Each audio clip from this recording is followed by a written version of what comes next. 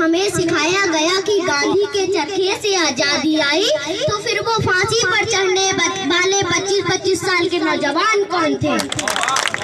कितने झूले थे फांसी पर, कितनों ने गोली खाई थी? अरे झूठ क्यों बोलते हो साहब कि गांधी के चरखे से आजादी आई?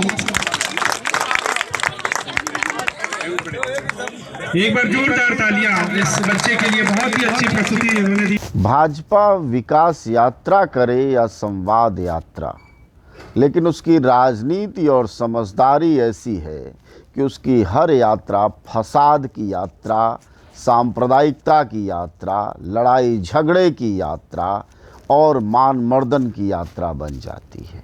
और उसी का उदाहरण है कि यह मासूम बच्चा फसाद के लिए यूज़ किया जाता है। जिस बच्चे को ढंग से गांधी का ग नहीं पता होगा, जिस बच्चे को जौहर और महाराणा प्रताप की ककहरा नहीं पता होगा, उससे यह एक जहरीली कविता पढ़वाकर विधायक मध्य प्रदेश सिवनी भाजपा के तालियां बटोर रहे हैं और विकास यात्रा कर रहे हैं।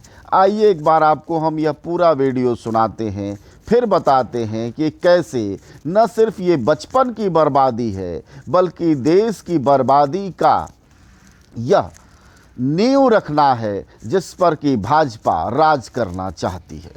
चलती रही नारियां जौहर में, गांधी फिर भी मौन थे। हमें सिखाया गया कि अकबर महान, तो फिर महाराणा प्रताप कौन थे? अरे सड़ती रही सड़कों पर लाशें, गांधी फिर भी मौन थे।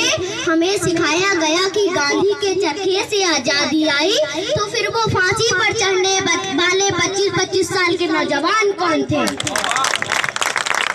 अरे आज भी वो रस्सियां संग्रहालय में सजो के रखी है जिससे गांधी जी अपनी बकरी को बांधा करते थे। कहाँ गई वो रस्सियां जिसपे भगत सिंह राजगुरु सुखदेव हंसते हंसते झूले थे? अरे हलाते मुल्क देखकर रोया न गया, कोशिश की हजार पर मुंह ढककर सोया न गया। कितने झूले थे फांसी पर, कितनों ने गोली खाई थी? अरे झूठ क्यों बोलते हो साहब कि गांधी के चरखे से आजादी आई? एक बार जोरदार तालियां इस बच्चे के लिए, बहुत ही अच्छी प्रस्तुति उन्होंने दी है।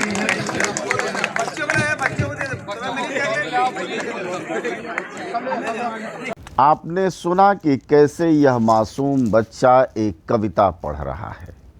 बमुश्किल इसको याद कराई गई होगी यह कविता, और इस तुकबंदी के जरिए इस देश में मैसेज देने की कोशिश हो रही है कि महात्मा गांधी के जो योगदान है वह कितना कमतर था।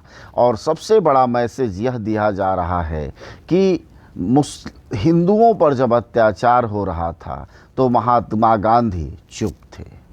आप महात्मा गांधी जब नहीं थे तब भी उनको लपेटा जा रहा है। पता नहीं कब का जौहर और कब का अकबर और कब के गांधी। अगर इन विधायकों और इन भाजपाई नेताओं को ढंग से पता होता तो शायद यह गुनाह नहीं होता, लेकिन व्हाट्सएप यूनिवर्सिटी से मिले हुए ज्ञान में यह सबको फसाद के विज्ञान में फंसाते जा रहे हैं।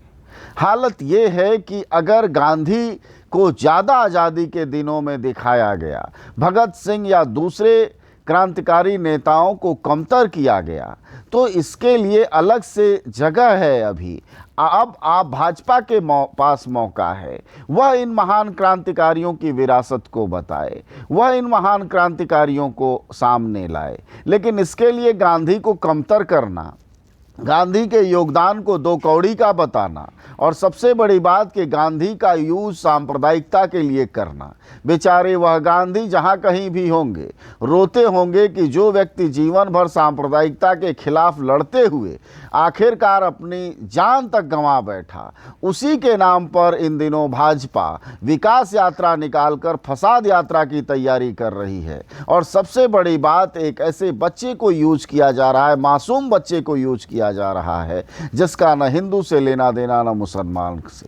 कहते हैं बच्चा भगवान होता है, लेकिन यहाँ बच्चे को भाजपा शैतान बनाकर पेश कर रही है। वह बच्चा अपने कविता के जरिए सांप्रदायिकता का एक ऐसा संदेश दे रहा है जिससे यह देश लगातार जल रहा है। और इसके लिए अगर कोई जिम्मेदार है तो भारत के यशस्वी प्रधानमंत्री नरेंद्र मोदी के पार्टी के ये नेता। सवाल ये है कि क्या यह परंपरा भारत में आगे बदस्तूर जारी रखनी है, जिससे फसाद और सांप्रदायिकता ही जीवन की दिनचर्या बन जाए।